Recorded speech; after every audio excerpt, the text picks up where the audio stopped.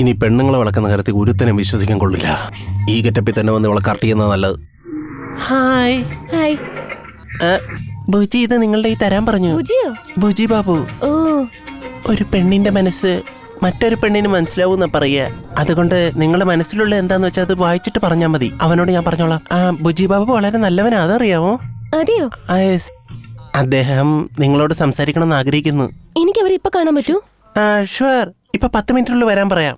ഇത്ര പെട്ടെന്ന് വളഞ്ഞോ? എവിടെയും പോയില്ല, ഇവിടെ തന്നെ ഒന്നുള്ളേ വരാൻ പറയാവേ. ഗെറ്റപ്പ് ഒന്ന് മാറ്റിയിട്ട് വേണം വരാൻ.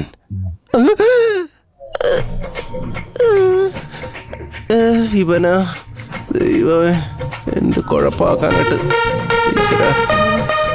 അനിയനാണെങ്കിൽ മേൽനോട്ടം മാത്രം കാണൂ, ചേട്ടനാണെങ്കിൽ ഇറങ്ങി അടിച്ചു കളയുമല്ലോ.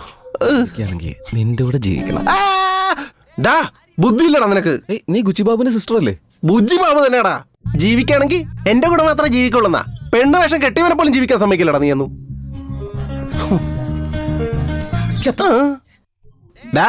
നിന്റെ പിന്നാലെ എത്ര പെണ്ണുങ്ങൾ ഉണ്ടായിരുന്നാടാ.